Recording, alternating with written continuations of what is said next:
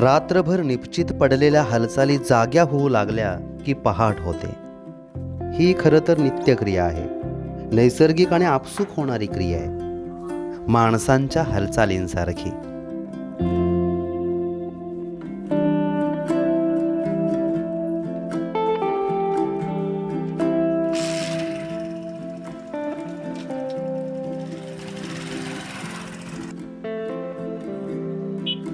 पण प्रत्येकाची पहाट वेगळी आणि प्रत्येकाच्या हालचालीही वेगळ्या.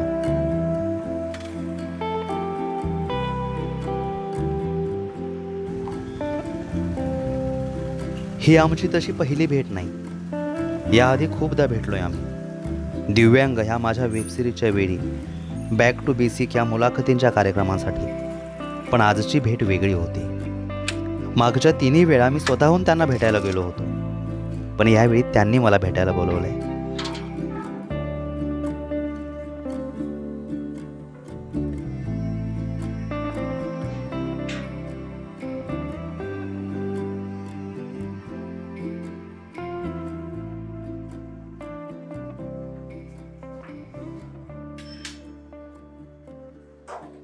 या या या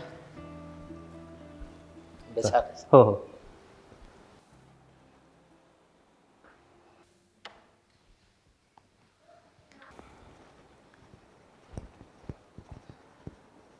उशीर झाला सर यायला थोडा. छे अगदी वेळेवर आला. काय काळजी कर नका, आम्ही वाटच पाहत होतो तुमची. जरा निघायला थोडा उशीर झाला. येते येते. नमस्कार मॅडम. नमस्कार. काय घेणार तुम्ही, चहा की कॉफी? नाही, काहीच नको. कॉफी आणते. बरं, चालेल. आज काय झालं, आज माझ्याकडे एक मुलगा आला होता 7-8 वर्षांचा. पालक घेऊन आले होते आणि ते म्हणाले की त्याला शाळेत प्रवेश देत नाहीत. का? तर म्हणे तो काही शिकत नाही आणि मस्ती करतो, चळवळ आहे. मी त्याला तपासलं, त्याची IQ टेस्ट केली आणि त्याची ऑटिझमसाठी पण टेस्ट केली. तेव्हा असं कळलं की त्याला मतिमंदत्व आहे, ऑटिझम आहे आणि तो रेस्टलेस आहे. या सगळ्या कारणामुळे तो शिकू शकत नाही आहे. नाही, पण एखादा मुलगा असा वागतोय म्हणजे त्याला असं काहीतरी असणार हे शिक्षकाला कळलं नसेल? नाही, शिक्षकांना कळणारच नाही. कारण मुलाचं समस्या काय आहे का, त्याचा प्रॉब्लेम काय, तो कसा ओळखायचा याचं शिक्षण शिक्षकांना नसतं. प्रॉब्लेम समजल्यानंतर शिकवायचं कसं याचं शिक्षण त्यांना असतं. नाही, हे ठीक आहे सगळं. तुम्हाला आठवत असेल एक दिव्यांग नावाची वेबसिरीज मी केली होती आणि त्यावेळी अभ्यास करताना मला आठवतंय की इन्क्लुझिव्ह एज्युकेशन असं काही. सर्वसमावेशक शिक्षण. तर या उपक्रमाअंतर्गत शासनाने असं सांगितलं होतं की कुठल्याही शाळेत कुठल्याही मुलग्याला प्रवेश द्यायचा, प्रवेश नाकारू शकत नाही तुम्ही. म्हणजे शासनाचा असा उपक्रम असताना. सरकारचा उपक्रम चांगला आहे हो, पण होतं कसं की शिक्षकांना आधी प्रशिक्षित करून नंतर उपक्रमात घालायला पाहिजे. तसं न होता शिक्षक आहे त्याच लेवलला राहतात आणि उपक्रम सुरू होतात, म्हणून मग हवे तसे रिझल्ट्स आपल्याला मिळत नाहीत. हा मुद्दाही बरोबर आहे, पण ही पालकांनी तक्रार नको करायला. म्हणजे पालकांनी जर आवाजच उठवला नाही तर ह्या प्रश्नाकडे कोणी बघणारच नाही. कसं आहे, हे सगळे पालक संघटित नसतात, वेगवेगळ्या गावात विखुरलेले असतात. आपल्या मुलाला नेमकं काय झालं आहे हेच आधी त्यांना कळत नसतं. त्यासाठी कुणाकडे जायचं, कुणाची मदत घ्यायची हे त्यांना माहिती नसतं. त्या मुलांच्या पाठी धावायला त्यांच्याकडे वेळही नसतो आणि म्हणून ते तसंच राहतं. नित्याच्या जगण्यात गुंतलेले पालक, कागद रंगवणारे शासकीय उपक्रम, शिक्षकांची उदासीनता, राजकीय अनास्था याला कारणीभूत आहेच. पण अशा गोष्टींकडे बोट दाखवून आपण नामानिराळे राहून चालणार नाही. गेली 40 वर्षे दिव्यांग मुलांसोबत काम करणाऱ्या शमीन शेरे आणि 40 वर्षे मनोविकार तज्ज्ञ म्हणून प्रत्यक्ष कार्यरत असणारे डॉक्टर शाश्वत शेरे याने ठरवलं आहे की अशा पालकांना, शिक्षकांना आणि समाजातल्या इतरही घटकांना प्रशिक्षण द्यायचं. या मतिमंद मुलांना दैनंदिन गोष्टी शिकवायच्या कशा याचं प्रशिक्षण. या विशेष मुलांनाही सामान्य मुलांसारखं जगता यावं म्हणून त्यांना छोटी छोटी स्किल्स, कौशल्य शिकवायची कशी याचे व्हिडिओज बनवायचे. आणि हे प्रशिक्षण व्हिडिओज सहज कसे उपलब्ध करून देता येतील ह्या चर्चेसाठी त्यांनी मला बोलवलं आहे. म्हणून आम्ही काय केलं आहे, काही अशी मूलभूत जीवन कौशल्य निवडली आहेत की जी प्रत्येक मुलाला यायला हवीत. साधं आंघोळ करणं, कपडे घालणं या ज्या साध्या साध्या गोष्टी आहेत त्या जर मूल स्वतः करायला शिकलं तर पालकांवरचा भार कितीतरी कमी होईल. होतं कसं की पालकांच्या दृष्टिकोनातून जर आपण बघितलं तर त्यांना असं वाटत असतं की ही सगळी कौशल्य काहीतरी जादू व्हावी आणि मुलांना आपोआप यायला लागेल. परंतु तसं होत नाही. प्रत्येक गोष्ट ही मुलांना त्या शिकवावी लागते. आणि दुसरा महत्त्वाचा मुद्दा म्हणजे योग्य वेळी हे शिकवणं जर सुरू केलं तर मग मुलं ते लवकर शिकतात. नाही म्हणजे मग पालक सुरुवातीला अशा मुलांना काहीच शिकवत नसतील. पालक शिकवण्याचा प्रयत्न करतात, परंतु त्यात ते यशस्वी होत नाहीत. मग त्याच्यामुळे मग ते प्रयत्न सोडून देतात आणि मग म्हणतात की नाही, ह्याला हे जमणारच नाही. हां, नाही म्हणजे माझ्यासारखी सामान्य लोक जे आहेत ते अशा मुलांना बघून पालकांनाच दम भरतात की असा आहे ना तो, मग भरवतो, म्हणजे सहानुभूती दाखवतात. बरोबर, पण सहानुभूती तर आपल्याला अजिबात नको. कारण सहानुभूती दिली की तुम्ही शिकवायचा मुद्दा बाजूलाच पडतो आणि पालकांची एक भावनात्मक भूमिका बनते की आपल्याला ह्याला सहानुभूती दाखवायला पाहिजे आणि ते अत्यंत घातक आहे मुलाच्या विकासाच्या दृष्टीने. हां, म्हणजे अशा मुलांच्याच पालकांना फक्त नाही, सगळ्या माणसांना प्रशिक्षणाची गरज आहे खरं तर. म्हणूनच या दोघांनी ठरवलं की ह्या किमान मूलभूत कौशल्यांचे प्रशिक्षण देणारे प्रोफेशनल व्हिडिओज बनवायचे आणि ते सगळ्यांना सहज उपलब्ध होतील असं काही करायचं. म्हणजे तुमच्या आमच्यासारखी अनेक मंडळी हे प्रशिक्षण सहज मोबाईलवरून किंवा लॅपटॉपवरून बघून शिकू शकतील आणि किमान मूलभूत शिक्षण या पोरांना मिळेल. या व्हिडिओचा खर्च किती येईल, शूटिंग नेमकं कसं करायचं, टीम कशी उभी करायची हे ठरवावं लागेल.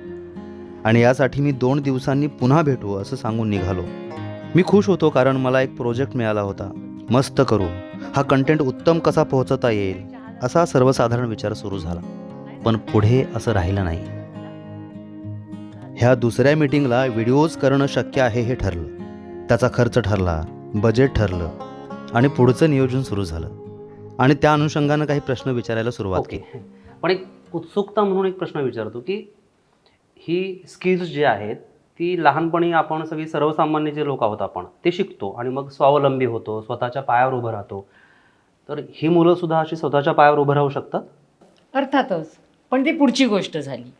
सर्वप्रथम त्यांना त्यांचं रोजचं जीवन सहज होण्यासाठी दात घासणं, खाणं पिणं, आंघोळ करणं, कपडे घालणं ही कौशल्य पहिल्यांदा यायला लागतात. ही जी काय मूलभूत कौशल्ये आहेत ही शिकल्यानंतर त्याचं पुढे जाऊन व्यावसायिक कौशल्यामध्ये रूपांतर होऊ शकतं. ओके, ठीक आहे. पण मग आपण जसे हळूहळू टप्प्याटप्प्याने हे सगळं शिकतो, आपण सामान्य माणसं लवकर शिकत असू, तर मग हे मुलं शिकतील ना हळूहळू? घाई काय आहे? घाई आहे. घाई अशासाठी की आपल्या मेंदूमध्ये वेगवेगळे कप्पे असतात आणि ह्या वेगवेगळ्या कप्प्यांना वेगवेगळं वय असतं. म्हणजे आपण असं म्हणू शकू की ती खिडकी त्या त्या वयामध्ये मेंदूची उघडी असते. त्यावेळेस जर ही कौशल्य आपण त्यांना शिकवली तर ती लवकर मुलं शिकतात.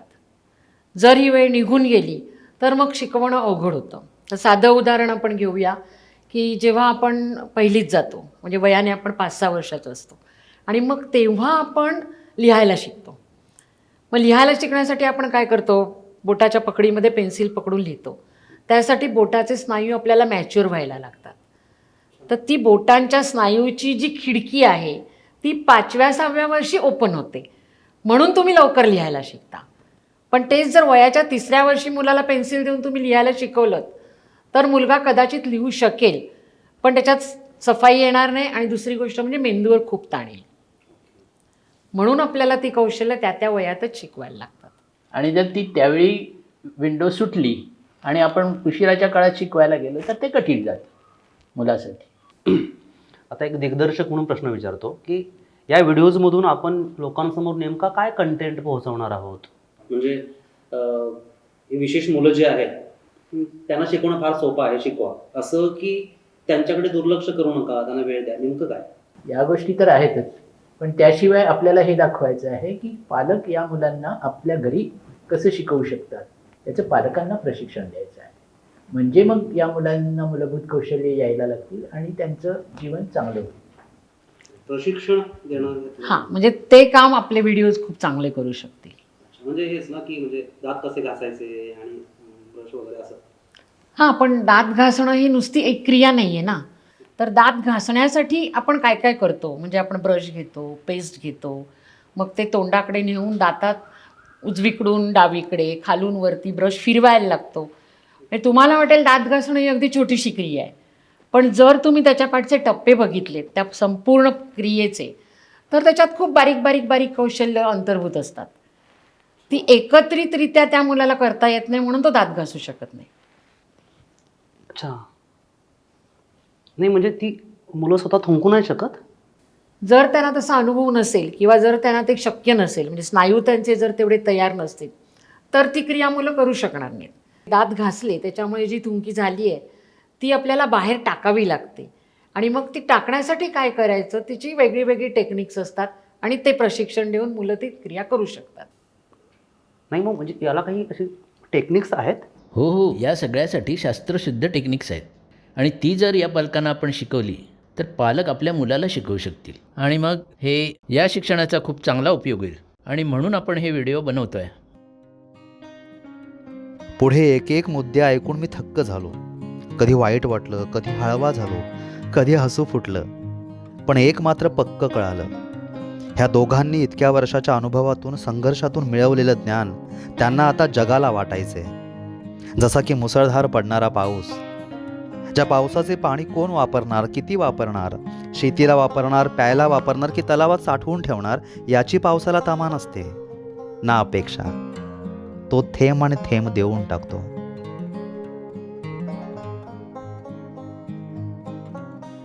ठीक आहे, पण मग आता शूटिंगचा विचार करू की ही मुलं मतिमंद आहेत. थांबा प्लीज, त्याला मतिमंद म्हणू नका.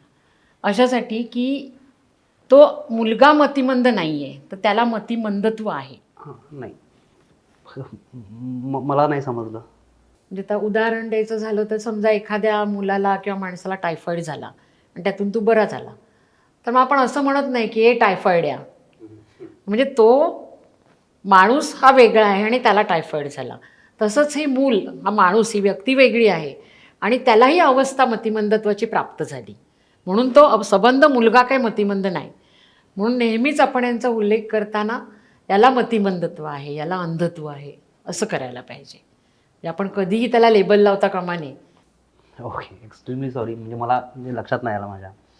ठीक आहे, आता यांना मतिमंदत्व आहे, तर ही मुलं कॅमेऱ्यासमोर नेमकं काय रिॲक्ट करणार आहेत मला अंदाज येत नाही. किंवा तुम्हालाही अर्थात दोघांना प्रशिक्षण कसं द्यायचं आहे असे व्हिडिओज, याचा काही अनुभव असणार नाही. तर मला असं वाटतं की अशी काही मुलं निवडून तुम्ही त्यांना प्रशिक्षण देताना असं एक आपण डेमो करूया. म्हणजे तुम्ही शूटिंगच्या आधी मला दाखवा की ते प्रशिक्षण कसं दिलं जाणार आहे, ती सगळी कौशल्य मी एकदा बघतो आणि मग ठरवूया आपण कसं शूटिंग करायचं ते. ठीक आहे. ठीक आहे. ओके, मग महत्त्वाचा प्रश्न असा आहे की ही जी मुलं आहेत ही खरंच मतिमंदत्व असणारी घ्यायची की चांगले ॲक्टर्स बोलवूया जे छान ॲक्टिंग करून दाखवतील? नाही नाही, तसं केलं तर मग त्यात खोटेपणा येईल. आपल्याला हे खरं शिकवायचं आहे आणि जर ती मुलं खरी असतील तर या व्हिडिओची विश्वासार्हता चांगली राहील आणि मग पालकांनाही पटेल की आपण हे करू शकतो.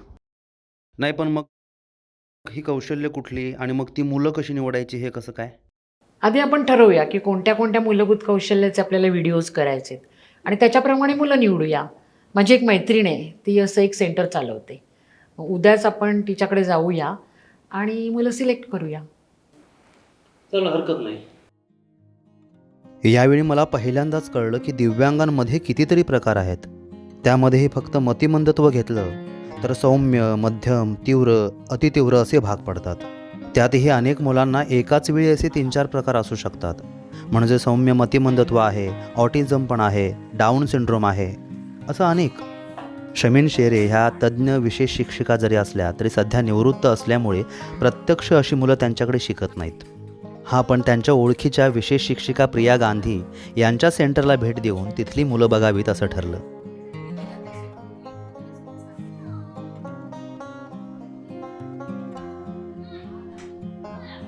शेरे मॅडमनी प्रिया गांधींना भेटून मुलं निवडली.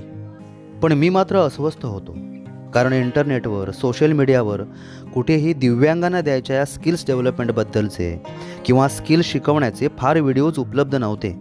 मला हे व्हिडिओज करायची संधी मिळते याचा आनंद जरी असला तरी आजपर्यंत अशा व्हिडिओजचा फार कोणी विचार केला नाही याचं वाईट वाटलं आणि शेरे दाम्पत्याचं मात्र कौतुक वाटलं.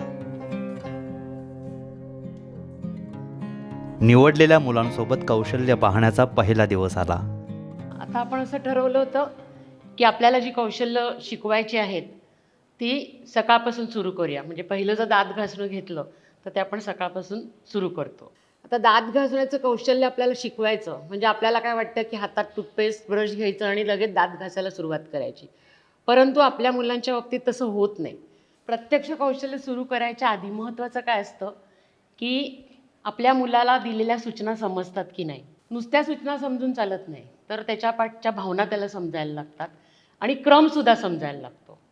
ह्या 3 गोष्टी जर समजल्या तर आपण जी काही कौशल्य आपल्याला शिकवायचं आहे ते सुरू करू शकतो. म्हणजे दिलेलीच सूचना जर त्याला समजली नाही तर आपण नुसतं त्याचं तोंड पकडून दात घासू शकत नाही.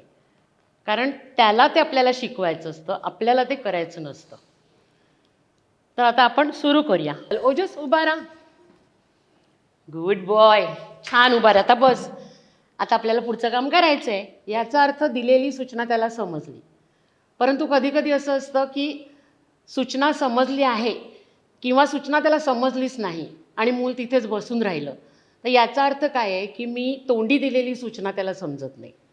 मग मला त्याच्याही आधी जाऊन ओजसला उठवायला लागतं की ओजस उठून उभा राहा, किंवा मी बसून त्याला दाखवायला लागतं की आता मी बसले होते, आता मी उठले, आता तू कृतीतून दाखवायला लागतं.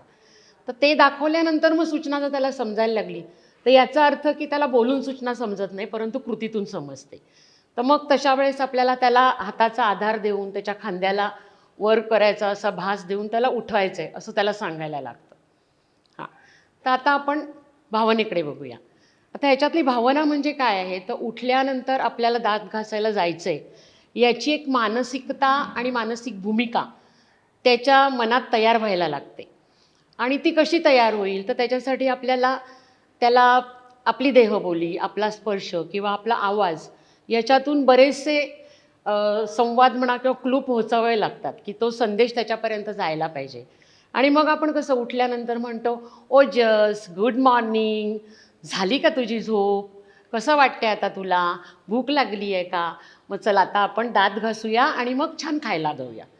तर ह्या भावना मुलाला सुरुवातीला समजत नाहीत, परंतु तुम्हाला रोज हे बोलून बोलून आणि त्याला ते स्पर्शाने तुम्हाला त्याला जवळ घेऊन त्याच्यापर्यंत पोहोचवावं लागतं. तर त्यामुळे हे खूप महत्त्वाचं आहे की पालकांनी नेहमीच प्रेमळपणे आणि समजावून आणि ती कृती करायला त्याला उत्साहित वाटेल, तो प्रोत्साहित होईल अशा तऱ्हेने बोलायला पाहिजे. तर ह्या झाल्या भावना समजणं. आणि नंतर मग क्रम. आत्ता आपण ज्या गोष्टींबद्दल बोललो त्याच्यात एक नैसर्गिक क्रम आहे की उठल्यावर कसा कसा खेसून आपण त्याला काय बाथरूममध्ये नेत नाही की काय चाललं आहे काहीच कळत नाही. तर झोप पूर्ण झाली आहे, आता सकाळ झाली आहे आणि मग त्याच्यानंतर आपल्याला कृती करायला दात घासायला जायचं आहे. हा जो क्रम आहे रोजच्या आपल्या दैनंदिन जीवनातल्या गोष्टींचा, तो क्रमसुद्धा त्याला ह्याच्यातून हळूहळू समजत जातो. आणि ह्या 3 गोष्टी पूर्ण झाल्या की मग त्याची प्रत्यक्ष दात घासण्याचं कौशल्य शिकण्याची एक मानसिक, भावनिक आणि शारीरिकसुद्धा स्तरावर तयारी पूर्ण होते आणि मग तो आपल्याला सहकार्य द्यायला लागतो. आता काय करायचं आहे माहिती आहे ना, आपल्याला नंतर खाऊ खायचं आहे की नाही. हां, खाऊ खायचं आहे, पण मग सकाळी उठल्यावर आपल्याला दात घासायचे असतात. हां, तर आता आपण दात घासायला जाऊया ना. चल उठ, आपण दात घासायला जाऊया. आणि तुझा टूथब्रश, पेस्ट कुठे ठेवली आहे ती बघ. इकडे आहे आपलं बाथरूम, दिसते तुला टूथब्रश आणि पेस्ट. बस आता खुर्चीत बस, इकडे बघ, तू आरशात दिसतोय छान छान. लाव. Very good boy. काय छान लावलीस रे पेस्ट तू. Very good. ही कर. ही झाले ना, ही पेस्ट आपल्याला ही केलेल्या दाताला अशी अशी सगळीकडून असे स्वच्छ घासले गेले पाहिजे. हा, व्हेरी गुड. छानच झाले. आता ते बघ तिकडे बेसिन आहे. चल ये उठ.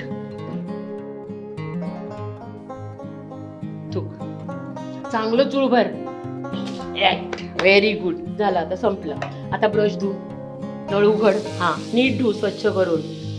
Very good. ग्लासात मध्ये ब्रश तुझा ठेवून दे. That's good. आता आपण बघितलं की ओजसने दात घासले आणि तो खाऊ खायला गेला. आता जेव्हा आपण दात घासतो तर त्यावेळेस काय काय होत असतं, तर मुळामध्ये तोंड, दात, जीभ, घशाचे स्नायू, गालाचे आतल्या बाजूचे स्नायू हे सगळे त्याच्यामध्ये इन्व्हॉल्व असतात आणि त्या सगळ्यांची एकत्रित कृती म्हणून आपली दात घासण्याची कृती होते. आता कधी कधी जेव्हा मूल तोंडच उघडत नाही, मग अशा वेळेस आपल्याला त्याला इथे हाताने, हलक्या हाताने मसाज करून तोंड उघडायचं म्हणजे काय करायचं आहे असा एक क्लू द्यायला लागतो. आ कर असं तोंड उघडायचं म्हणून सूचना द्यायला लागते. जेव्हा तो आ करतो तेव्हा प्रत्येक वेळेस त्याला प्रोत्साहन म्हणून छान, आता आपण छान दात घासणार कारण तुझं तोंड आता उघडलंय.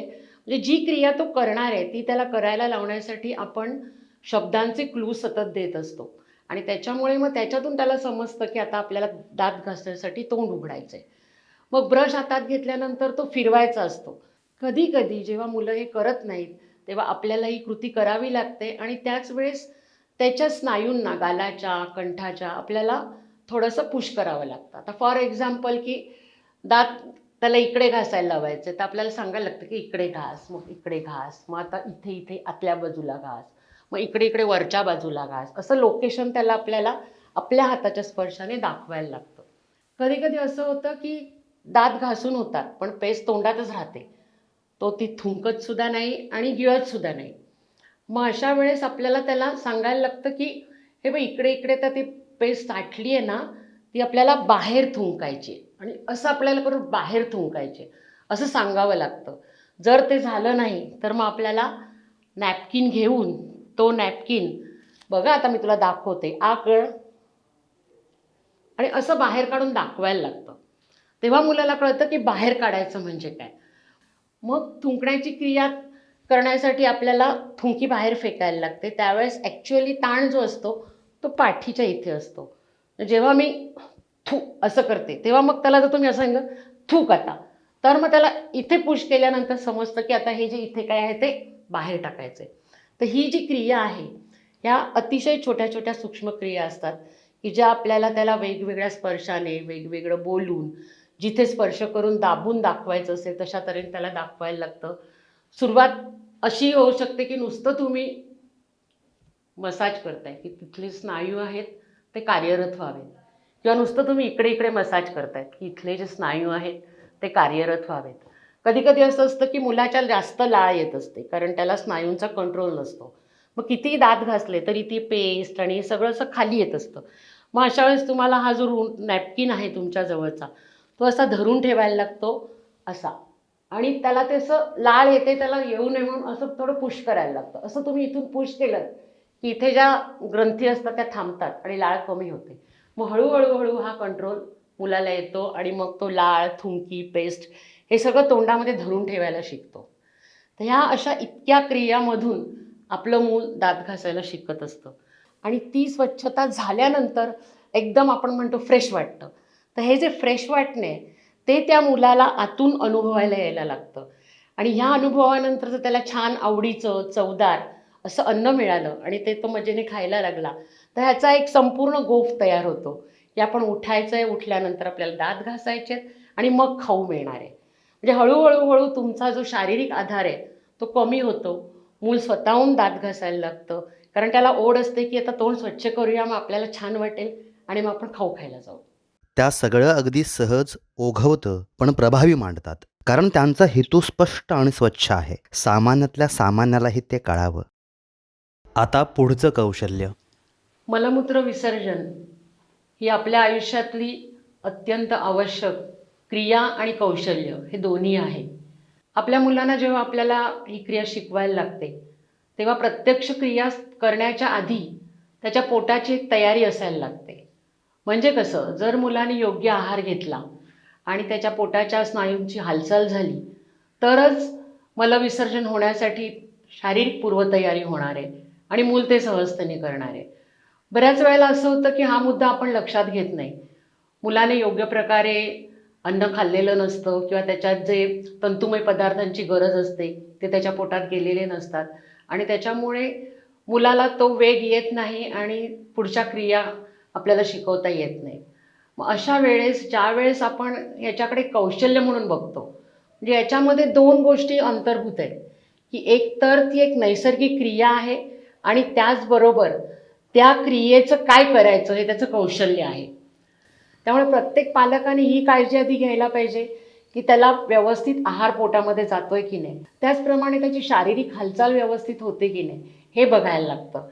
अगदी साध्या साध्या हालचाली म्हणजे चालणं किंवा थोडंसं खाली बसणं, उठणं किंवा ओणवं वाकून काही क्रिया करणं, अशा ज्या गोष्टी आपण मुलाकडून करून घेतल्या किंवा हे जर मूल करत नसेल तर सहज त्याला आडवं पाडून त्याच्या पोटावर हळूहळू दाब देणं उठल्यानंतर, की त्याला वाटेल की आपण ममतेने हात फिरवतोय. पण जर आपण पोटावरनं हात फिरवला तर तो नैसर्गिक आवेग तयार व्हायला एक मदत होते आणि मुलाच्या शरीराची पूर्वतयारी होते मलमूत्र विसर्जनाची.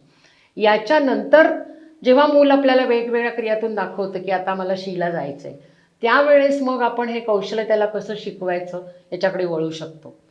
मग त्याला बाथरूममध्ये घेऊन जाणं, त्याची पॅन्ट खाली कर अशा त्याला सूचना देणं किंवा जर पॅन्ट खाली करणं इथपर्यंत त्याची तयारी झाली नसेल तर पूर्णतः पॅन्ट काढून ठेव, आता आपण शी करायला जाऊया असं म्हणून मग त्याला कमोडपर्यंत किंवा संडासापर्यंत घेऊन जाणं. मग कशा तऱ्हेने आपल्याला बसायचं आहे आणि मग शी झाल्यानंतर पाणी ओतायचं आहे किंवा फ्लश चालू करून ते शी बाहेर त्याच्यात टाकून द्यायची आहे, मग उठायचं आहे, मग आपण हात धुवायला जाणार आहोत. असे जे हे सगळे टप्पे आहेत ते टप्पे आपल्याला त्याला शिकवायला लागतात.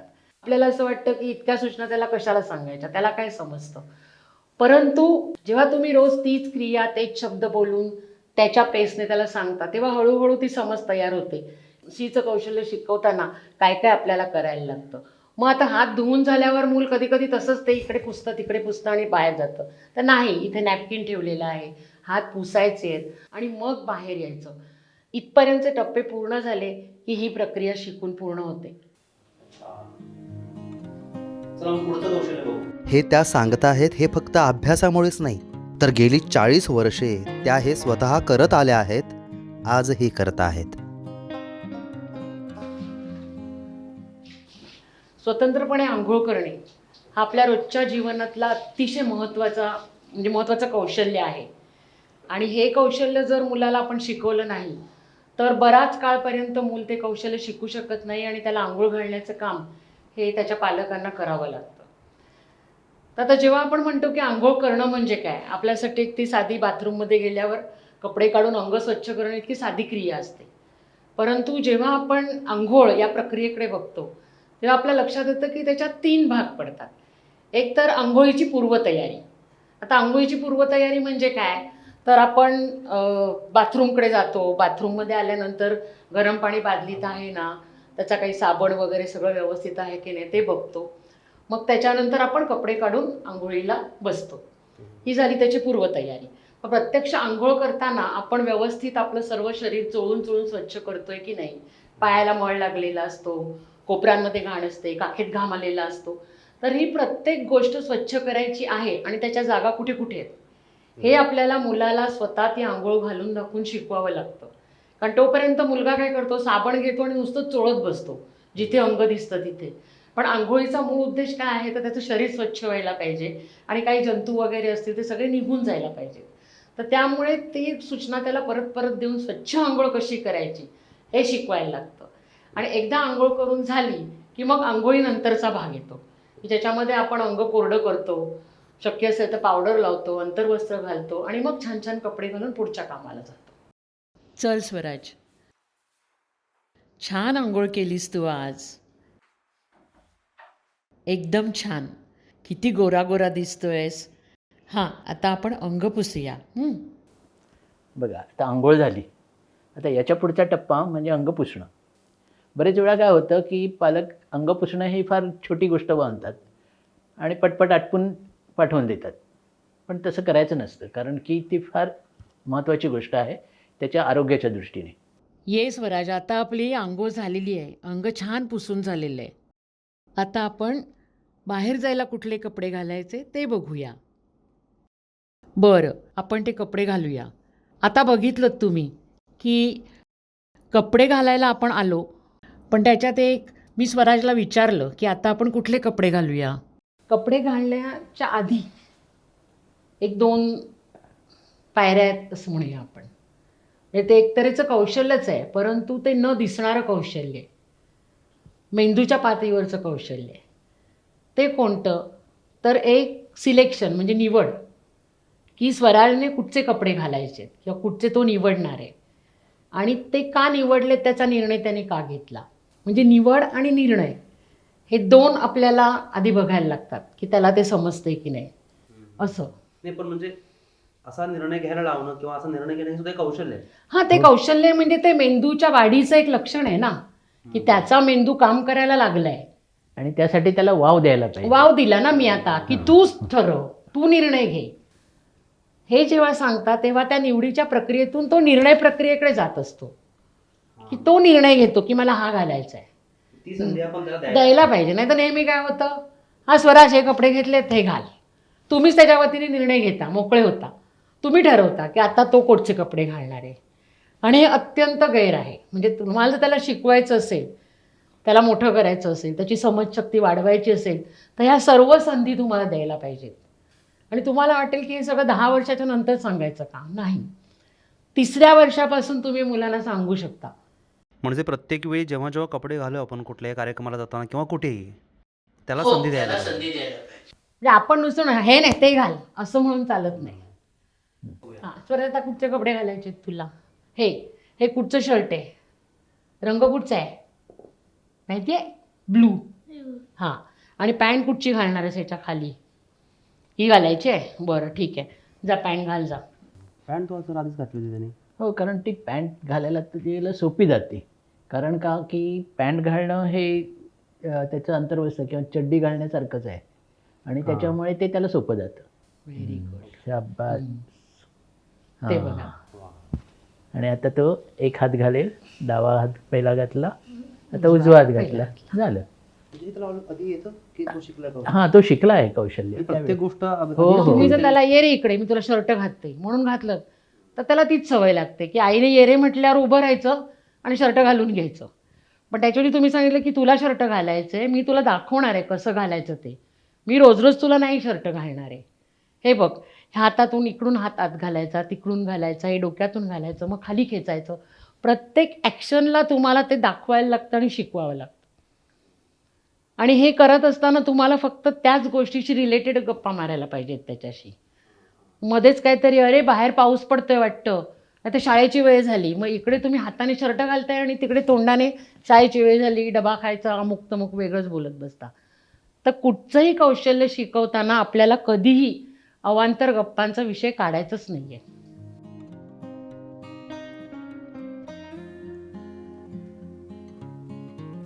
मी माझ्या मुलीच्या हालचालींना पहिल्यांदाच असं वेगळ्या दृष्टीने पाहिलं आणि माझा या व्हिडिओजकडे बघण्याचा आणि एकूणच या विशेष मुलांकडे बघण्याचा दृष्टिकोनच बदलला. आता मला शेरे कुटुंबाच्या धडपडीची अधिक खोलवर जाणीव झाली. इथल्या प्रत्येक मुलाला सर्वसामान्य मुलांसारखं जगता आलं पाहिजे, हा त्यांचा मूलभूत हक्क आहे आणि तो आपण त्यांना द्यायलाच हवा.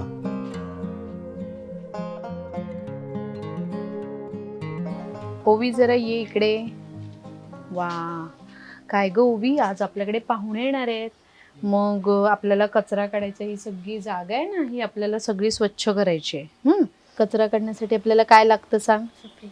सुपली आणि झाडू. शाबास. मग हे बघू झाडू.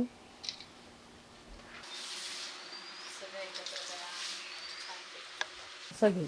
शाबास. आणि भरा त्याच्यामध्ये. वा, मस्त, व्हेरी गुड. कोणतेही काम करताना आपल्या शरीराला एक विशिष्ट ढब घ्यायला लागते, तर ते काम आपण सुरळीतपणे करू शकतो. तर आता प्रिया आपल्याला सांगणार आहे की केर काढण्यासाठी शरीराची ढब कशी ठेवावी. दैनंदिन जीवनामध्ये अनेक गोष्टी आपण दिवसभरामध्ये करत असतो आणि त्या अशा असतात की कचरा काढणं आहे, लादी पुसणं आहे, जळमटं काढणं आहे. ही एक प्रकारची कौशल्यच आहेत आणि ती आपल्याला शिकवावी लागतात. मग बऱ्याचदा असं होतं की ही कौशल्य ज्यावेळेला आपण करतो त्यावेळेला प्रत्येकाला प्रत्येक काम करण्याकरिता आपल्याला शरीराची एक वेगळी ठेवण ठेवावी लागते. जसं की आत्ताच आपण पाहिलं की कचरा काढतो आहोत, तर त्या कचरा काढण्याकरिता आपल्याला वाकावं लागलं. ओवी जरा इकडे ये. शाबास. तर जेव्हा आपण कचरा काढत होतो त्यावेळेला बऱ्याचदा मुलं अशीच उभी राहतात आणि ही झाडू त्यांना पकडायची कशी कळत नाही. मग ती 2 हातामध्ये अशी बॅटीसारखी सुद्धा पकडली जाते. मग ही ज्यावेळेला मुलं अशी उभी राहतात त्यावेळेला आपल्याला त्यांना हे दाखवायचं आहे की शरीराच्या आधाराने की मला इतकं वाकलं पाहिजे, झाडूची केवढी उंची आहे, झाडू एकाच हातात पकडायची आहे, ही एकाच हातात पकडायची असते. त्यावेळेला आपल्याला असं हा दुसरा हात कुठे ठेवायचा आहे हे मुलांना कळत नसतं. मग त्यावेळेला आपण सांगतो की एकतर तो कमरेवर तरी ठेवायचा आहे, नाहीतर पाठी तरी ठेवायचा आहे, आणि मग आपल्याला असं वाकायचं आहे आणि आपल्याला असा कचरा फक्त ढकलायचा आहे, पुढे पुढे ढकलायचा आहे. हे आपल्याला त्यांना मुलांना दाखवावं लागतं. बस बाळा.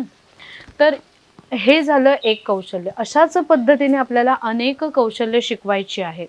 म्हणजे एक कौशल्य घेतलं तर त्याच्यामध्ये अनेक छोट्या छोट्या कृती असतात की त्या आपल्याला त्या कौशल्यामध्ये अत्यंत गरजेच्या असतात आणि ते त्यांना शिकवणं आपल्याला खूप महत्त्वाचं असतं.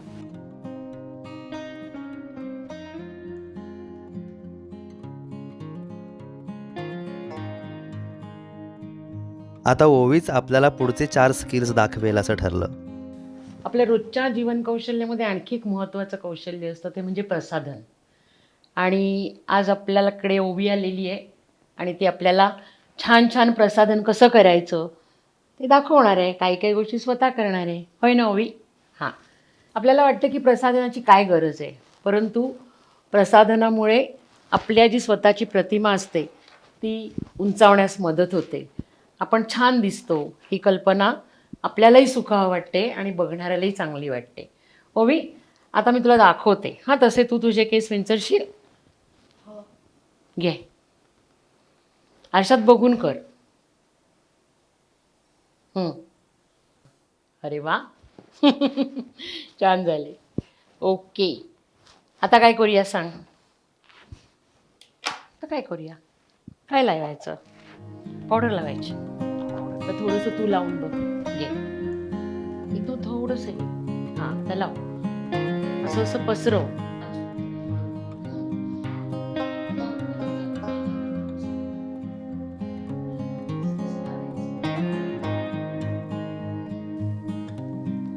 आता लाव तू.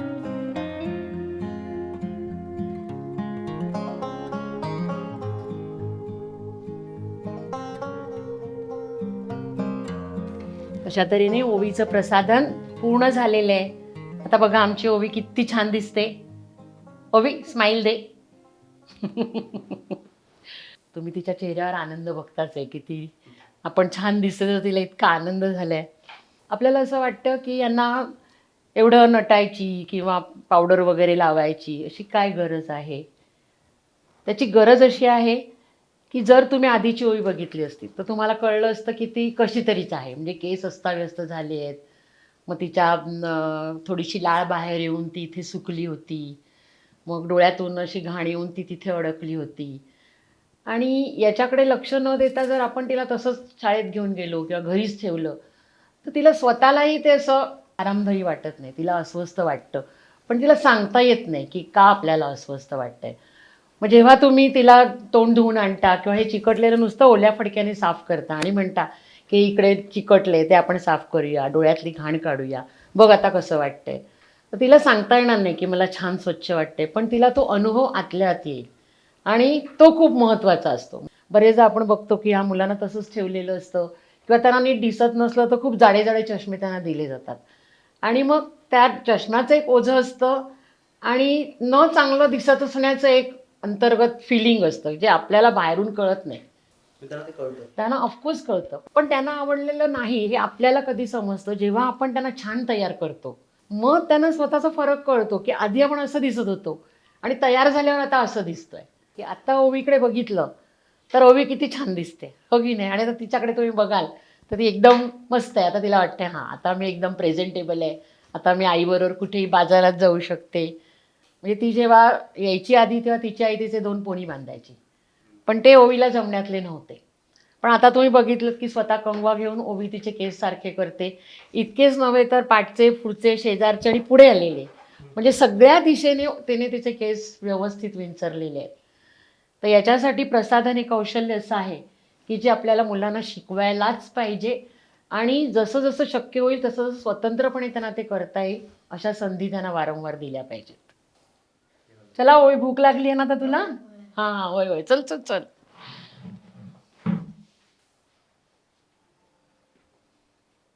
हे घ्या. ओविताई तुमचं ताट आलेलं आहे. आता जोरात भूक लागली ना, चल आता आपण खायला सुरुवात करूया. कर सुरू. आणि मला सांगा कशी झाली भाजी. मस्त आहे ना. वा. आता आपण बघितलं की ओवी स्वतः चपाती स्वतः तोडते आणि त्याला बरोबर भाजी लावते. याचा अर्थ आता तिचा स्नायूंचा कंट्रोल आणि हात आणि तोंड यातलं जे अंतर आहे ते सगळी जी मेंदूची प्रोसेसिंग आहे किंवा प्रक्रिया आहे ती पूर्ण झाली आहे तिची. पूर्णपणे कंट्रोल आला आहे तिच्यावर.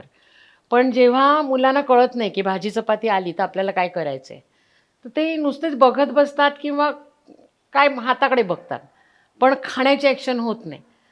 मग अशा वेळेस आपल्याला समजतं की त्यांना तुकडा मोडता येत नाही आणि त्याला भाजी लावता येत नाही.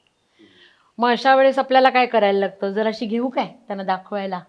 हां, इकडची घेते हां, तू इकडून खा. तर मग तू खा ना. असे तुकडे आपल्याला ठेवायला लागतात साधारणपणे 2-3 वगैरे. हां, पण लहान मुलं कसं एकदा बघितलं की ते पकडून खायलाच सुरू करतात. ह्यांना ते कळत नाही. मग आपण तेवढी तेवढी भाजी त्याच्यावर ठेवतो अशी. हां, म्हणजे एक कॉम्बिनेशन त्यांच्या मनात तयार होतं की आपल्याला चपातीला लावून भाजी खायची आहे. परंतु प्रत्यक्षात बघितलं तर ह्या वेगळ्या क्रिया आहेत. त्या प्रत्येक वेळेस मुलांना समजत नाहीत किंवा ज्यांना खाणं पिणं येत नसतं स्वतःच्या हाताने आणि पालकच भरवत असतात, तर त्यांना आपल्याला इथपासून सुरुवात करायला लागते की असा तुकडा द्यायचा आणि मग घास आपण धरायचा आणि मग काय करायचं, ओवी आता आ कर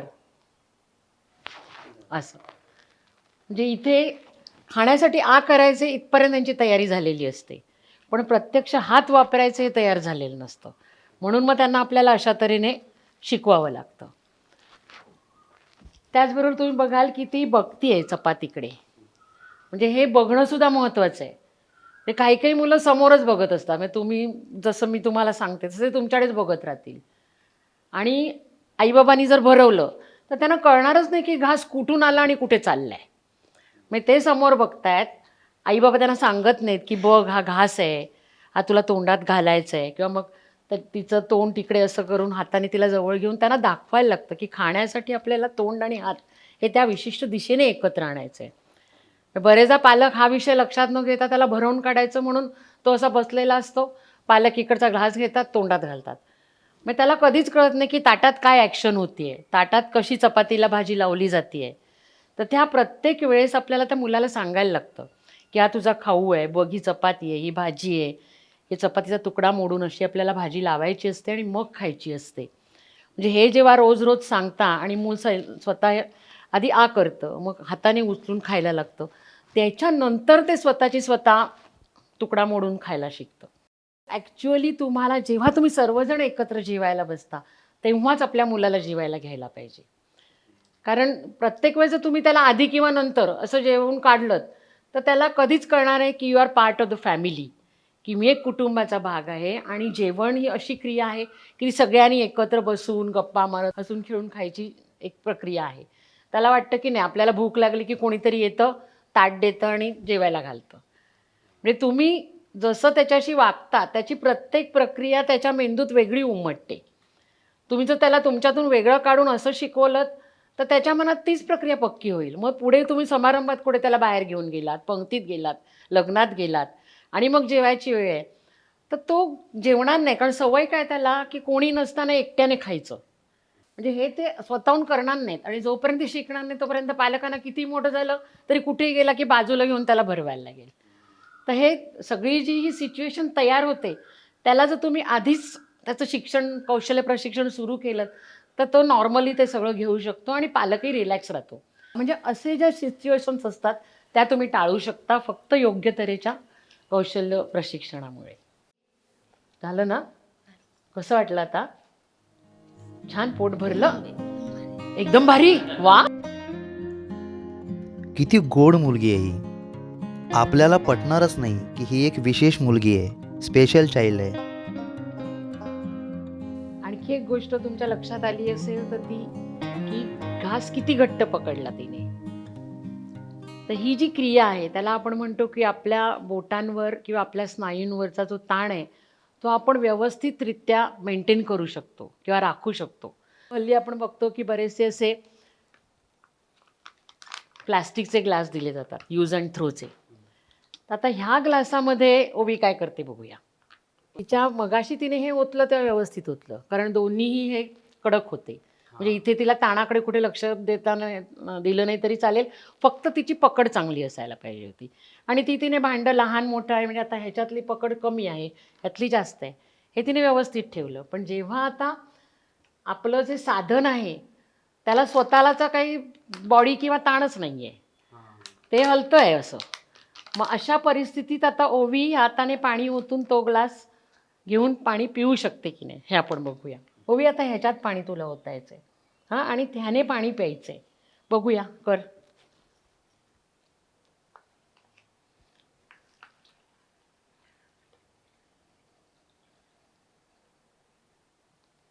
शाबास.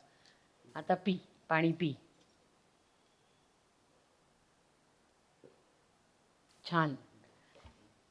आता बघितलं तुम्ही की ओवीला ते सुद्धा कौशल्य ती शिकलेली आहे की वस्तूच्या किंवा साधनाच्या स्वतःच्या लवचिकतेप्रमाणे आपला ताण किती ठेवायचा. म्हणजे काही काही मुलं नाही तर काय करू शकतात की ते एकदम असंच उचलतात आणि मग ते सांडतं. तर हे महत्त्वाचं आहे आणि हे आपल्याला हे कौशल्य आहे. हे कौशल्य आहे, पण त्याच्याकडे आपण कौशल्य म्हणून बघत नाही, त्यामुळे आपल्या ते लक्षात येत नाही. पण एखाद्याला हे कौशल्य येत नसेल, ते होत असेल, तर ते कसं शिकवायचं मग? त्यांना रिकामाच ग्लास द्यायचा आणि असं करा. हां, अशी प्रॅक्टिस दिल्यामुळे त्यांना समजतं की होल्ड करण्यासाठीचं हे नाही आहे. आणि मग तुम्ही त्यांना सांगितलं की आता मी तुम्हाला दाखवते याच्यात पाणी ओतून आणि मग काय होतं बघायचं. माझे आपण थोडंच पाणी देतो आणि मग त्याला सांगतो आता पकड, तरी तो असं असं करतो. बघा आता पाणी वरती यायला लागलं आहे, कमी कर, पाणी खाली जाऊ दे. हे हळू, मग आता माझी बोटं बघ कशी हळूहळू हळूहळू खाली येतात. म्हणजे तुला एवढ्याच हळू करायचं, तर मी तुला दाखवते केवढ्या हळू करायचे ते. थांबा, आता आधी दाबायचं नाही, जोरात दाबायचं नाही. हे बघ, जोरात दाबलं की काय होतं, पाणी वरती येतं. हां, आणि मग ते सोडलं की पाणी. जर तू खूप हळू ठेवलंस तर ग्लास खाली पडेल, हो की नाही. म्हणून हळूच पकडायचं आहे. आता मी खालून धरते, आता पकड, तू पकड, हळूहळू पकड. हां, आणि घे तुझ्या तोंडाकडे. असं नको करू, आता साधं पकड.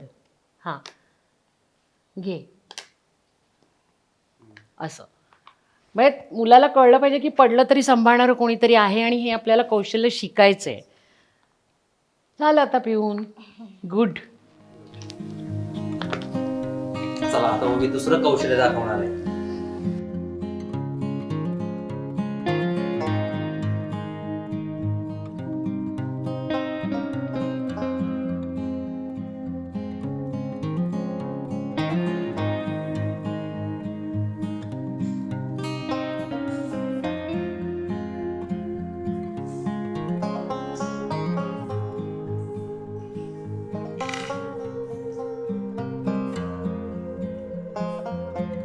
आता आपण बघितलं वेगवेगळ्या सुया आहेत आणि त्याच्यामध्ये कोणता फरक आपल्याला दिसतो आहे. तर त्यांचं नेढं किंवा त्यांची जी नाकं आहेत ती वेगवेगळ्या आकाराची आहेत, लहान मोठी, रुंद अरुंद. आणि त्याचबरोबर ह्या 2 सुया आहेत त्या प्लास्टिकच्या आहेत आणि ह्या 2 आहेत त्या स्टीलच्या आहेत. सुईत दोरा ओवणे हे एक दोन्ही हातांचं समायोजन करून एकत्र वापरण्याचं कौशल्य आहे. आणि त्याच्यामध्ये सुद्धा आपले जे सूक्ष्म स्नायू असतात, बोटांचे जे स्नायू असतात ते आपल्याला वापरायला लागतात. आणि त्याचबरोबर आपल्याला डोळ्यांनी ते बरोबर नेढ्यात जाते की नाही हेही बघायला लागतं. ह्यालाच आम्ही आय हँड कोऑर्डिनेशन असं म्हणतो. आता आपण बघूया. ओवी, तर तूही घे, सुई घे आणि हा दोरा त्याच्यात घाल.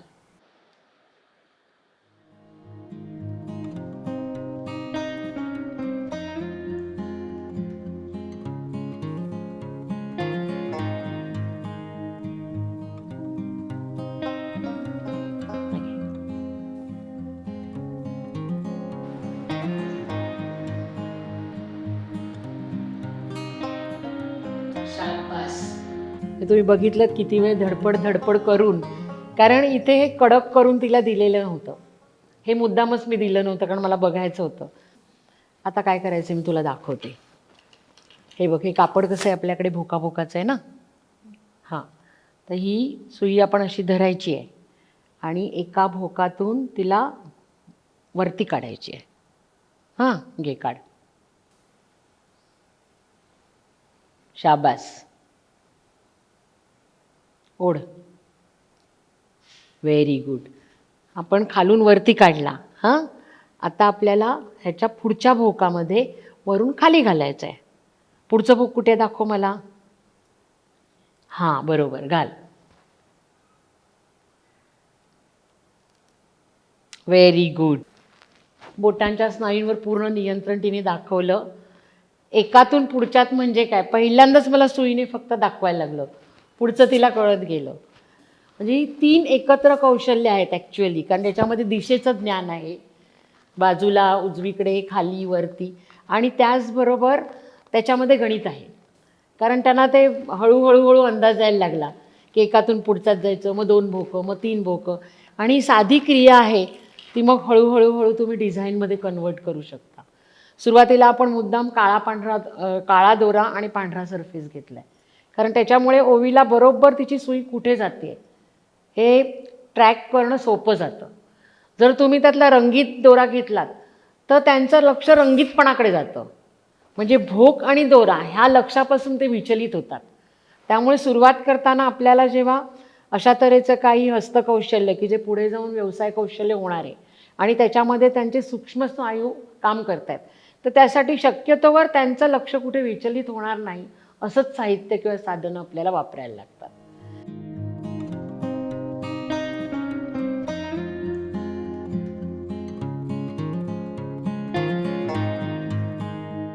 दैनंदिन जीवनातल्या रोजच्या जीवन कौशल्याबरोबरच आपल्याला आणखी काही गोष्टी शिकाव्या लागतात, आणि ती म्हणजे वेगवेगळ्या हत्यारांचे किंवा साधनांची हाताळणी कशी करायची.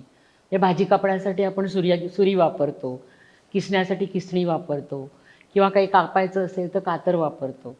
तर ह्या प्रत्येक साधनाला त्याचा वेगळं वापर कसा करावा ह्याचं कौशल्य शिकायला लागतं.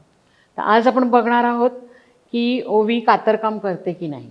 जर मी ओवीला सूचना दिली की ही जी घडी आहे त्याच्यावरनं काप, तर ओवी काय करते ते बघूया. ओवी, कातर कुठची हवी तुला? ही पाहिजे, मग ती घे.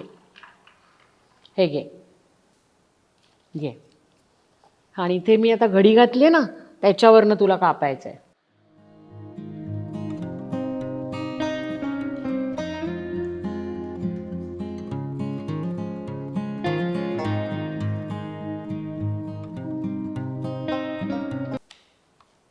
Very good. बघा, बरोबर ओवीने कापलेलं आहे. आता ह्याच्यात जर तुम्ही बघितलं तर ओवीचा बोटांचा ताण, बोटांच्या स्नायूंवरचं नियंत्रण हे सगळं ती शिकलेली असल्यामुळे हे साधन कात्री वापरून तिने व्यवस्थित कातरकाम केलेलं आहे. जेव्हा ज्यांना कात्रीसुद्धा पकडता येत नसते, परंतु कौशल्यता आपल्याला शिकवायचं आहे आणि बोटांच्या स्नायूंना तो कसा वापरायचा ह्याचं शिक्षण द्यायचं आहे, त्यावेळेस मग आपण काय करतो की त्यांना नुसतं हे फाडायला शिकवतो. म्हणजे क्रिया तीच आहे, पण त्यासाठी साधन काय वापरलं आहे तर आपले स्नायू, आपल्या हातांची बोटं वापरली आहेत. मग जेव्हा मुलं सुरुवातीला त्यांना आपलं जे मगाशी झालं की ताण कळत नाही, मग ते पेपर हातात घेतात पण नुसतं असं करतात, पण फाटला जात नाही तो. जेव्हा दोन्ही हाताचा ताण पकडून ते असं करतात तेव्हा तो फाटला जातो. म्हणजे आपल्या लहानपणी बालवाडीत असताना आपण असं काहीतरी खेळ करायचो, त्याचा अर्थ तोच होता की हे शिक्षण मुलांचं व्हावं. म्हणजे त्यांना कळायला पाहिजे की प्रत्येक बोट स्वतंत्र आहे आणि त्याची स्वतंत्र हालचाल आहे. ते जेव्हा तुम्ही ट्रेनिंग देता, ते एक्सरसाइज करून घेता, तेव्हा मग मुलांना ह्याच्यात एक बोट घालायचं आणि ह्याच्यात ते कळतं. आणि ते कळल्यानंतर मुलांना फक्त असं आधी आम्ही हलवायला सांगतो, कात्री होल्ड कशी पकड करायची कात्रीची. त्याच्यामुळे मग ते हळूहळू बोटं घालून अशी हलवायला लागली की दोन्ही गोष्टी त्यांना एकत्र करता येत नाही. म्हणजे कागद पण पकडायचा आणि कात्री पण पकडायची. मग अशा वेळेस तुम्हाला कागद धरावा लागतो, आणि मग हेच कौशल्य वापरून पुढे कंदील तयार करणं किंवा काही व्यावसायिक वस्तू तयार करणं हे ते करू शकतात.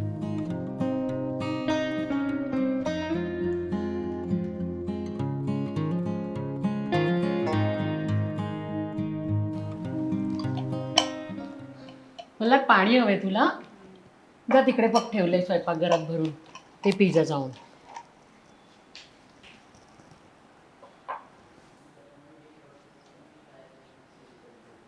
हां.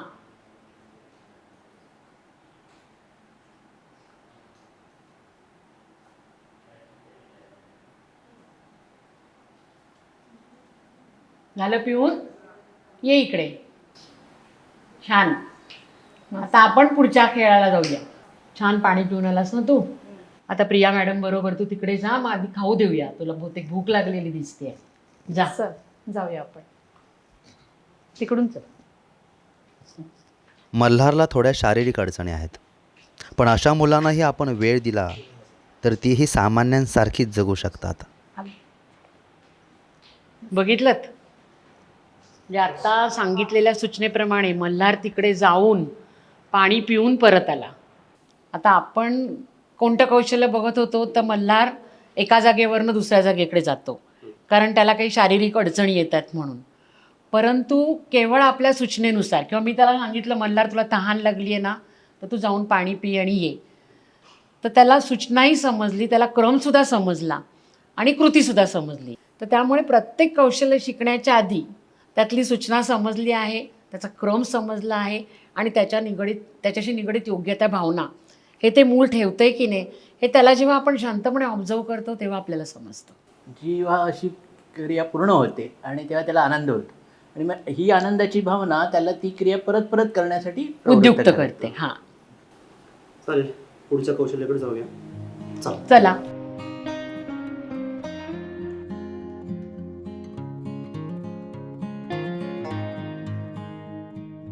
पुढचं कौशल्य काय आहे आपलं? जिना चढणं आणि उतरणं. आता जिना चढणं आणि उतरणं ह्याच्यामध्ये किती गोष्टी आहेत बघा, की स्वतःची बॉडी आहे त्या वातावरणात उभी सरळ ठेवणं म्हणजे आपला तोल किंवा बॅलन्स सांभाळणं. त्याचबरोबर एकाच वेळेस हात आणि पाय याची एक सुसमायोजित हालचाल करणं म्हणजे हातापायांच्या हालचाली शिवाय स्वतःचा देह बॅलन्स करून मग आपल्याला मुवमेंटमध्ये राहायचं आहे. तेव्हा एक पाय जमिनीवर असतो आणि एक अधांतरी असतो. इथे आपल्याला बॅलन्सची गरज लागते आणि मल्हारला ज्या अडचणी आहेत त्याच्यामुळे त्याचा बॅलन्स नीट अजूनही तो सांभाळू शकत नाही आहे. परंतु तरी देखील एका ठिकाणावरून दुसरीकडे जाणं हे त्याने सहज कौशल्य पार केल्यामुळे आता पुढच्या कौशल्यासाठी त्याची शारीरिक स्थिती तयार झालेली आहे. मग आता प्रिया याचं आता आपण चढणं आणि उतरणं हे बघूया. हो नक्कीच चालेल. चला मल्हार आपण जिना चढूया. हां, जिना तू संपूर्ण चढायचा आहेस. हां, कोणती कृती जेव्हा आपण करतो त्याला प्रत्येकाला आरंभ, मध्य आणि अंत असा एक क्रम असतो. तोच क्रम आपल्याला मुलाला शिकवताना प्रत्येक कौशल्यात वापरायला लागतो. की जसं की आता मल्हारला मला चढायला शिकवायचं आहे तर मी त्याची पहिली सूचना त्याला देईन की मल्हार तू चढणार आहेस, तुला चढायचं आहे आणि खूप छान चढतो आहेस. म्हणजे मल्हारची मानसिक तयारी होते की ह्या ॲक्शन आपल्याला सुरू करायचे आहे. मग दुसऱ्या वेळेस ती सूचना देऊन झाल्यानंतर मध्यावर तुम्हाला काय करायचं असतं की मल्हार बरोबर चढतोय की नाही फक्त ऑब्झर्व करायचं असतं. म्हणजे त्याची ती कृती, त्या कृतीचा जो काही टप्पा आहे तो पूर्ण होईपर्यंत आपण शांत राहायचं असतं, मध्ये बोलायचं नाही. कारण मल्हार त्याच्या त्या ॲक्शनवर कॉन्सन्ट्रेट करत असतो. जर तुम्ही त्याला परत सूचना दिलीत तर त्याला कळत नाही की आता का सूचना येते आहे. मेंदूला एक काम तुम्ही दिलेत, चढायचं आहे, तर मग ते काम पूर्ण होईपर्यंत ते जागा त्याला ती स्पेस द्यायला पाहिजे ना. तोल सांभाळायला एकदा यायला लागला की मग पालकांनी किंवा शिक्षकांनी पुढे काय करायला पाहिजे की त्याला तसे अनुभव वारंवार द्यायला पाहिजे. म्हणजे मग जिथे छोट्या छोट्या पायऱ्या असतील तिथे चढून जा, उतर किंवा बागेत घेऊन जा, तिथल्या काही झोपाळ्यावर किंवा ह्याच्यावरच्या त्याला खेळण्यांवर खेळू द्या किंवा मंदिरात घेऊन जा किंवा बाजारात घेऊन जा. म्हणजे त्याचा कॉन्फिडन्स वाढतो आणि आधार तुम्ही त्याला शरीराने देऊ नका आता की प्रत्येक वेळा मल्हारचा हात धरून चालायची गरज नाही आहे. त्याला तो एक माणूस आहे आणि सगळ्या आपल्यासारख्या गोष्टी तो करणार आहे या विश्वासानेच त्याला पुढे जाऊ द्या. मॅडम कसं म्हणाल्या की आधीमध्ये काही सूचना देऊ नका मल्हारला, बरोबर, म्हणजे तो एकच सूचना फॉलो करणार. बरोबर. पण मग असं कधीच इतर सूचना द्यायच्या नाहीत. नाही नाही, एका वेळी एक सूचना द्यायची जे त्याला आपल्याला शिकवायचं आहे त्याची. परंतु वारंवार खूप सूचना दिल्या तर त्याचा गोंधळ उडतो म्हणून नाही द्यायच्या. हा, पण किती काळ आपण हे सूचना द्यायच्या नाहीत? जोपर्यंत त्याला ते आत्मसात होत नाही तोपर्यंत. एकदा का त्याला ते कौशल्य आत्मसात झालं मग काय परत परत सांगायची गरज भासत नाही, म्हणजे एकदा कौशल्य आत्मसात झालं की मग की ते- काही गरज भासत नाही. अच्छा, चला या आपण बसूया आणि चर्चा करूया. चालेल. किती आत्मतिडकीने करतात हे दोघेही. खरं तर हा त्यांच्या जगण्याचाच एक भाग झालाय. अनेक मूलभूत कौशल्यांपैकी संभाषण कौशल्य हे अतिशय महत्त्वाचं कौशल्य आहे. कारण त्यामुळे आपल्या ज्या मूलभूत गरजा आहेत की तुम्हाला काय हवं आहे का ते दुसऱ्यापर्यंत पोचवणं किंवा तुमच्या भावना व्यक्त करणं, परंतु या मुलांच्या गरजा आधीच पूर्ण केल्या जातात. त्याच्यामुळे त्यांना बोलायची गरज लागत नाही. हे एक झालं. हे म्हणजे मला कळलं नाही. म्हणजे उदाहरणार्थ भूक लागली असेल तर त्यांची भुकेची वेळ आहे 12:30 आणि मग ते काहीतरी चळवळ करायला लागले की ते समजतात की आता यांना भूक लागली आणि मग लगेच त्यांना खायला देतात.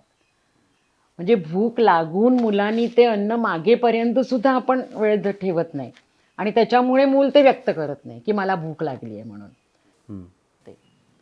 त्यामुळे मुलाला जर संभाषण कौशल्य आपल्याला शिकवायचं असेल तर 2-3 गोष्टींची चाचपणी करायला लागते. एक तर बोलण्याशी संबंधित जे अवयव आहेत, दात, जीभ, स्वरयंत्र किंवा आपली श्वासोच्छ्वासाची पद्धत, हे सगळं त्याचं व्यवस्थित आहे की नाही. दुसरं, आपण कधी बोलतो जेव्हा आपल्या कानावर खूप भाषा पडते. म्हणजे जर तुम्ही एखादी भाषाच ऐकली नाहीत तर तुम्ही बोलू शकणार नाहीत. एवढंच पुरेसं नसतं तर भाषेसाठी शब्दसंग्रह पण गरजेचा असतो. म्हणजे तुम्ही भाषा कानावर पडते पण तेच तेच पडतायत की खाऊ घे, इकडे ये, तिकडे जा, तर वेगळे शब्दच पडलेले नाही आहेत ना कानावर. तर त्यामुळे शब्दसंग्रह वाढवणं, वेगवेगळ्या शब्दांमध्ये त्या गोष्टी बोलणं, हे सुद्धा महत्त्वाचं असतं. पालक बोलायची वेळ येते तेव्हा असं बोलतात की त्याला फक्त मुलाला हो नाही करता येईल. हां, त्याच्यामुळे उदाहरणार्थ मी जर म्हटलं तुला भूक लागली आहे का, तर मूल मानेने हो तरी म्हणेल किंवा हो एवढंच बोलेल.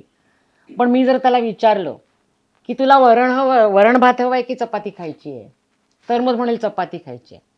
म्हणजे निदान 2 तरी शब्द तो एकत्र करून बोलेल. हा, म्हणजे आपण प्रश्नच असे विचारायला पाहिजेत की त्याची उत्तर एक 2-3 शब्दात तो देईल. आता अनिकेत आधी खूप मितभाषी होता, बोलायचा नाही. पण आता आपण बघूया जे मी तुम्हाला सांगते ते कसं होतं ते. तर अनिकेत, झालं काम तुझं पूर्ण? हो, मग आता काय काय राहिलंय का आज सगळंच पूर्ण झालं? सर्व झालं. हा, म्हणजे 1 किंवा 2च शब्दात उत्तर देतो तो. अजूनही तो खूप संभाषण करत नाही, पण तरीसुद्धा जरुरीपुरतं आणि आवश्यक ते सगळं तो व्यवस्थित बोलतो. म्हणजे आत्ता तो जेवढं बोलतो तसं खूप आहे त्यांनी शिकलेलं. पण मग आता आपण गायत्रीकडे बघूया. गायत्रीचं संभाषण कौशल्य आता खूप विकसित झालंय. काय गायत्री, कशी आहेस तू? आणि एकदम बरी आहे. एकदम बरी आहेस, गुड.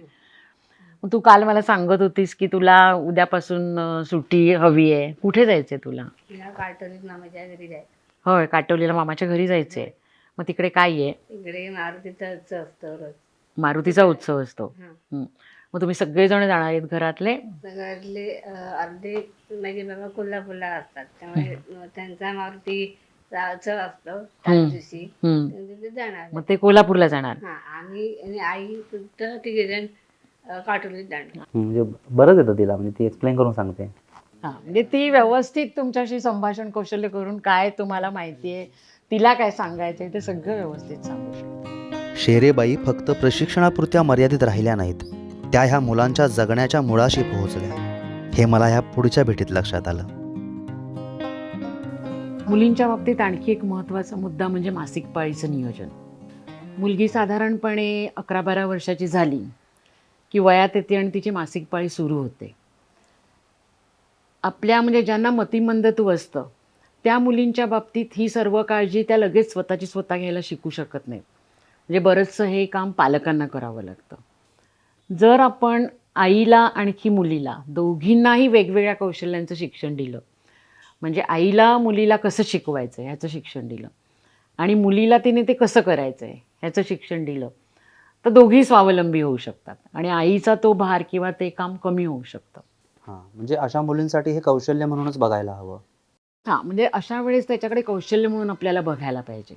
पूर्वीच्या काळी कसं व्हायचं की मासिक पाळी सुरू झाली की त्या काळातल्या पद्धतीप्रमाणे सुती कापडाच्या घड्या घेतल्या जायच्या.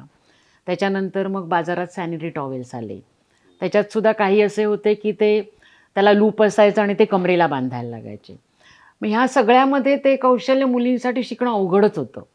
मग कालांतराने जेव्हा सॅनिटरी पॅड्स आली आणि त्याला चिकटवायचं सुविधा होती, तेव्हा ते जरा सोयीचं व्हायला लागलं. परंतु आत्ता जर आपण विचार केला तर ह्याच्यामध्ये खूप प्रगती झाली आहे. आता उदाहरण द्यायचं झालं तर ही एक पॅन्टी बघा. ही दिसायला आपल्या साध्या नेहमीच्या पॅन्टीसारखीच आहे, परंतु त्याच्यामध्ये जर इकडे तुम्ही बघितलं तर ह्याच्या आतमध्ये ह्याला शिवलेल्याच घड्या आहेत. ही साध्या पॅन्टीसारखी त्यांनी चढवली की त्यांना वेगळं काही करायला लागत नाही आणि प्लस तुम्ही ते धुवू शकता. म्हणजे ह्याच्यात काळजी घेणं किंवा सॅनिटरी पॅडची विल्हेवाट लावणं हा जो भाग आहे तो एकदम निघूनच गेलेला आहे. अच्छा. आणि ह्याच्या ही पेक्षा जास्त जर तुम्हाला सुविधा हव्या असतील तर त्याच्यामध्ये ही जर तुम्ही बघितलीत तर ह्याला वरपासूनच पॅड शिवलेलं आहे. तर असं शिवलेलं असल्यामुळे ही जर तुम्ही घातली तर कुठेही तुम्हाला डाग लागण्याचा किंवा लीक होण्याचा असं काही प्रश्नच निर्माण होत नाही. किंवा रात्रीच्या वेळेस प्रवास असेल तर प्रवासामध्ये तुम्ही झोपलात तरीसुद्धा हे तुम्ही योग्य तऱ्हेने वापरू शकता आणि त्याच्यात तुमचं काम मोठंच होऊ शकतं. हां, म्हणजे मुली ते सहज करू शकतात. याच्या जोडीनेच अजून एक मुद्दा असतो की पूर्वीच्या काळी कसं व्हायचं की सर्वच काम आईला करावं लागायचं आणि मग त्याच्यातून एक त्याच्यावर उपाय म्हणून असा विषय पुढे आला की त्या मुलीची जर गर्भपिशवीच काढून टाकली तर तिला मासिक पाळी येणारच नाही. म्हणजे तो एक विषयच नाहीसा होईल. परंतु कालांतराने असं लक्षात आलं की हा जरी निर्णय घेतला तरी त्या निर्णयामुळे अनेक हार्मोनल चेंजेस 18 वर्षाच्या आधी तुमच्या शरीरात होत असतात. त्यामुळे त्या मुलींच्या आयुष्यावर काही विपरीत परिणाम व्हायला लागले. परंतु आता असं लक्षात आलं आहे की मुलीच्या आरोग्याच्या दृष्टीने एका स्त्रीचा नैसर्गिक हक्क म्हणून सुद्धा आपण मुलीच्या वतीने असे निर्णय घेऊ शकत नाही. ठीक आहे. नाही, गरजेचं आहेच ते.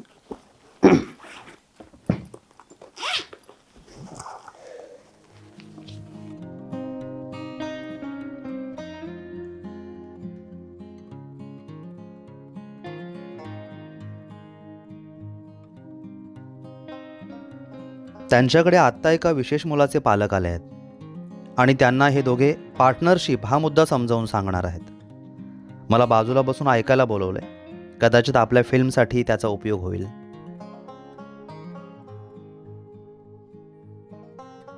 तुम्ही म्हणता ते सगळं बरोबर आहे, पण यातला महत्त्वाचा मुद्दा आहे पार्टनरशिप.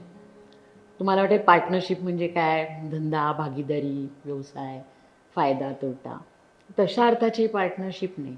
पार्टनरशिप याचा अर्थ मुलाच्या विकासाला किंवा त्याची वाढ चांगली व्हावी, तो शिकावा म्हणून तुम्ही त्याला दिलेलं सहकार्य आणि त्याला घेऊ दिलेला भाग, अशी पार्टनरशिप.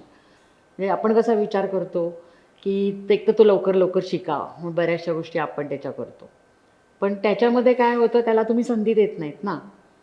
म्हणजे उदाहरणार्थ जेवायला बसायचं असतं तेव्हा तो नीट बसून खात नाही, मग तुम्ही युजली त्याला आधीच जेवायला देता आणि मग सगळे बसूया म्हणता. मग त्याच्यामध्ये पार्टनरशिप होत नाही. ते तुम्ही सगळे कुटुंबीय जेव्हा जेवायला बसाल तेव्हा त्याला पण तुमच्या बरोबर घ्यायला पाहिजे. त्याचं ताट वाटी जे काय असेल ते मांडायला पाहिजे आणि मग त्याला सांगायला पाहिजे आपण आता जेवायला बसायचं आहे. मग तुम्ही मला असं करेल तेव्हा तो जेवणार नाही, हरकत नाही. रोज बघून बघून तो शेवटी ऑटोमॅटिकली त्याच्यात सहभागी व्हायला शिकेल. तो शाळेत काय करतो हे तुम्हाला माहीत असायला पाहिजे आणि तो घरी काय करतो हे शिक्षकांना माहीत असायला पाहिजे. त्यामुळे पालक सभा असतील किंवा एखादी न येणारी गोष्ट त्यांनी केली की तुम्ही लगेच शिक्षकांना सांगायला पाहिजे की आज त्यांनी हे करून दाखवलं. तर याला आपण पार्टनरशिप म्हणतो. आणि असं केल्यामुळे काय होतं तर मुलाला खूप मजा येते शिकायला. म्हणजे त्याला वाटतं की अरे आपण पण कुटुंबाचा भाग आहे, आपल्याला पण घेऊन जातात बरोबर जिकडे जातात तिकडे. म्हणजे आपल्याला जरी वाटलं की त्याला कुठे कळतंय किंवा कमी कळतंय, पण ती भावना त्याच्यापर्यंत नक्की पोचते की आपण त्याला महत्त्व देतो, आपण त्याला ये बनतो आपल्याबरोबर आणि मग तो शिकायला खूप आनंदी असतो. तर हे अनुभव देणं याला पण आपण पार्टनरशिप म्हणू शकतो. म्हणजे थोडक्यात असं की सकाळी उठल्यापासून रात्री झोपेपर्यंत ज्या ज्या गोष्टी तुम्ही करता त्यात त्याला सहभागी करून घ्या.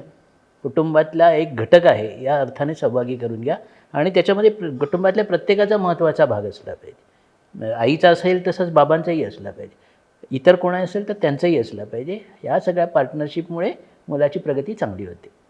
ठीक आहे मॅडम, अनिलला सोमवारी घेऊन येते. ठीक आहे, या सोमवारी.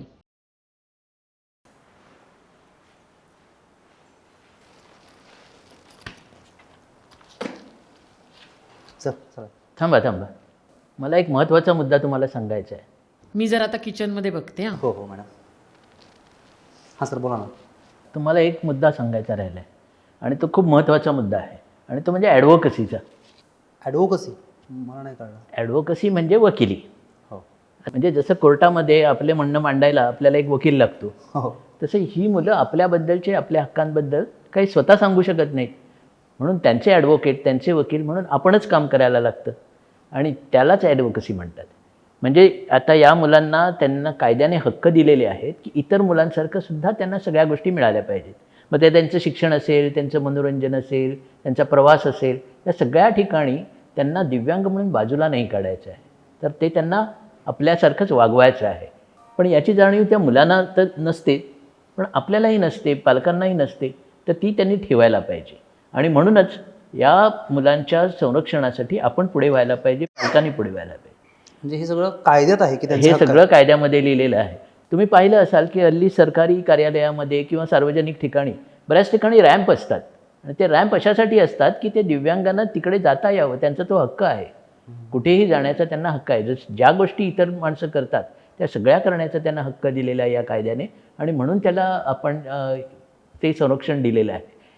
हे पालकांनी आपल्या मनात सुद्धा धरून ठेवायला पाहिजे की हे आपल्याबरोबरचे आहेत, ते वेगळे नाही आहेत. म्हणजे काय, तर आता पालका कुठे लग्नाला जायचं असेल, पूजेला जायचं असेल आणि कुठे समारंभाला जायचं असेल तर मुलांना घरी बंद करतात आणि कधी कधी जातात. तसं नाही करायला पाहिजे, कारण ते आपलाच भाग आहेत. आपण जेव्हा त्यांना बरोबर घेऊन जाऊ तेव्हा मग इतर समाजाला सुद्धा जाणीव होईल की यांचेही ते हक्क आहेत आणि मग त्यांचं संरक्षण चांगलं होईल. यालाच ॲडव्होकसी म्हणतात. ओके, म्हणजे सर्वसामान्य आपण माणसं आहोत तसंच त्यांना सगळं मिळालं पाहिजे. सगळं हा मिळालं त्यांचा पाहिजे. हक्क आहे, कायद्याने तसं कायद्याने तसा ते त्यांना हक्क दिलेला आहे. आणि सर हा अत्यंत महत्त्वाचा मुद्दा आहे, हा आपल्या फिल्ममध्ये आला पाहिजे. नक्की मी थोडासा विचार करतो याच्यावरती आणि मग आपण बोलू याच्यावर. नक्की. ओके सर, येतो. एवढं सगळं ऐकून यांच्यासोबत राहूनही माझ्या मनात त्यांच्या व्यावसायिक कौशल्याबद्दल शंकाच होती.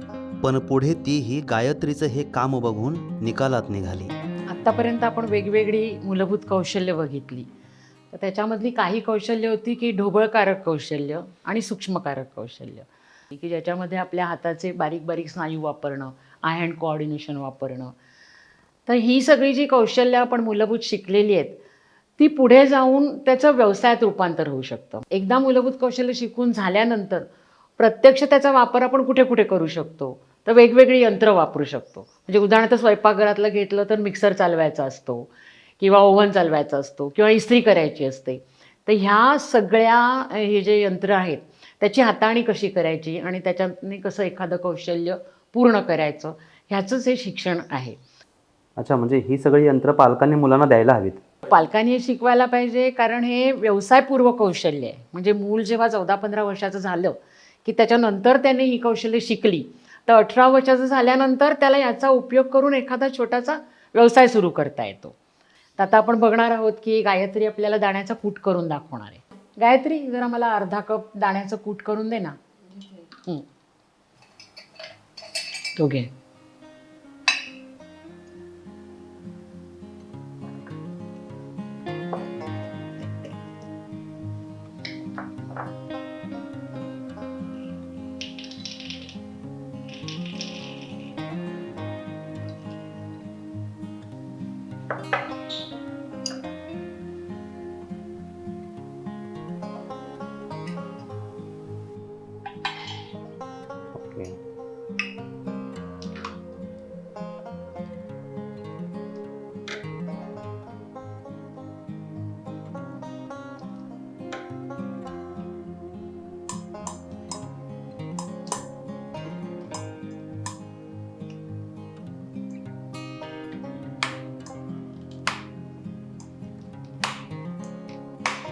छान.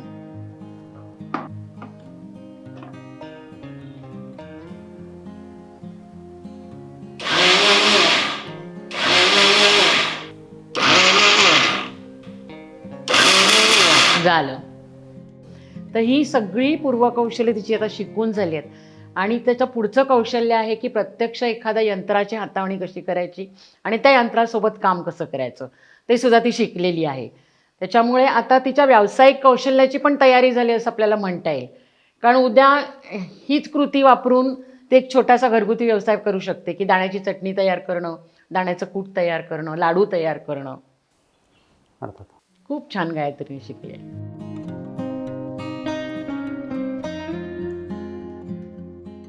तरीही मी माझी शंका विचारलीच. खरंच ही मुलं आपल्या पायावर उभी राहू शकतात? अशी काही उदाहरणं आहेत? तेव्हा नेहमीप्रमाणेच त्या निखळ हसल्या आणि म्हणाल्या, हो नक्कीच, अशी अनेक उदाहरणं आहेत. आपला अनिकेत नियंत्रित आणि अत्यंत तलम अशा रेषा काढणं हे त्याचं मूलभूत कौशल्य. त्याचाच उपयोग करून तो आज उत्तम वारली आर्टिस्ट आहे. गायत्री भरतकाम करते. तिच्या भरतकामामधून अनेक आकर्षक वस्तू तयार होतात. प्रत्येक दिव्यांगामध्ये फक्त त्याचं व्यंग नसतं, तर एक दिव्य अंगही असतं. हा विकास वाटांचा रस्ता असाच पुढे जात राहणार आहे. ह्या अभ्यासाच्या प्रवासात आमच्या मेंदूच्या बऱ्याच वाटा मोकळ्या झाल्या आणि आता आम्ही ह्या चित्रपटाच्या निर्मितीच्या तयारीला सुरुवात केली.